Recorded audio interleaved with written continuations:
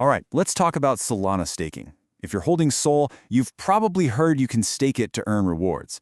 But trying to figure out what you'll actually make, yeah, that can get confusing fast.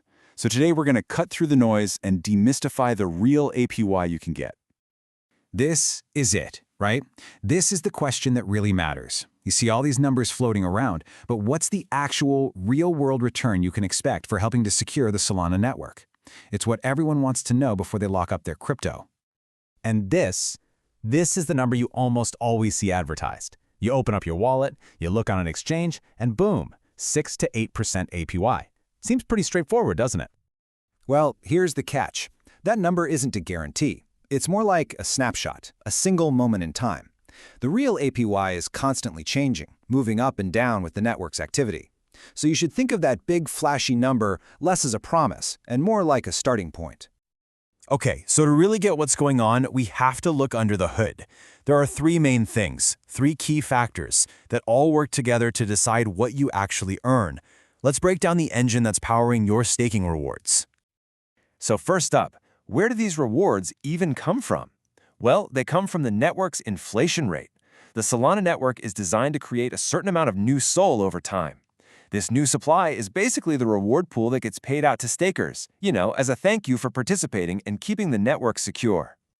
Next up is the staked percentage. This one's pretty simple. It's just how much of all the SOL in existence is being staked at any given time. And here's the key thing to remember. The more people staking, the more ways that reward pie has to be split. So, if a ton of people start staking, your individual APY will likely dip a bit. If people unstake, it'll probably go up.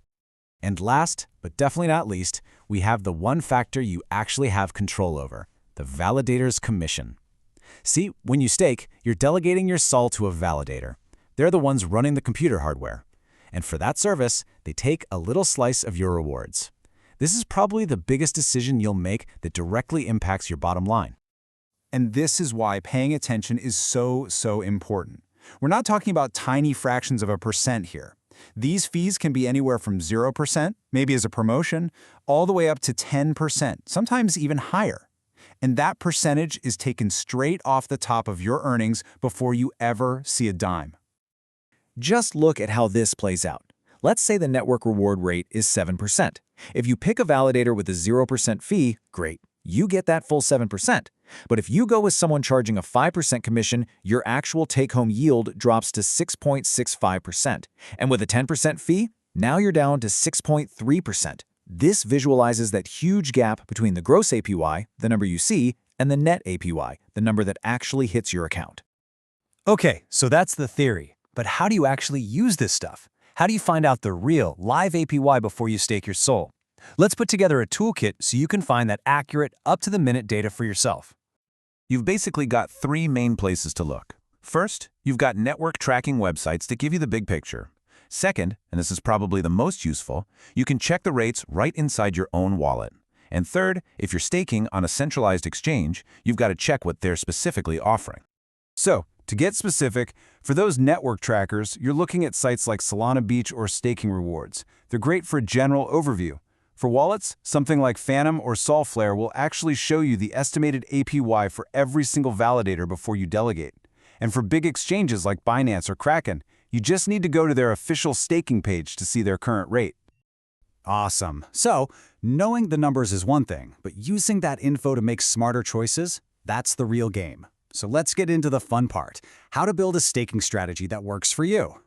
And here's the absolute key. Just picking the validator with the lowest fee is a classic rookie mistake. Your goal isn't to find a 0% fee. Your goal is to find that sweet spot, a balance between a good, competitive return and a validator who's actually reliable. A 0% fee means nothing if their server is always offline and you're missing out on rewards. This really lays it out perfectly. On one side, you have your ideal choice, a validator with amazing uptime, a solid track record you can look up, and a competitive fee, somewhere in that 0 to 5% sweet spot. And on the other side, you've got the riskier bets, validators with spotty performance who are maybe brand new and are charging really high fees. The choice is pretty clear. So, here's your simple checklist, your game plan. First, spend 5 minutes researching the validator's history. Second, always prioritize high uptime. That's what gets you consistent rewards. Third, look for a fee that's competitive, not just zero. And finally, a pro tip. Consider spreading your SOL across a couple of good validators. It just helps to spread out the risk. When you boil it all down, it comes to this. Don't just find the first stake button and click it. Take a moment. Be strategic.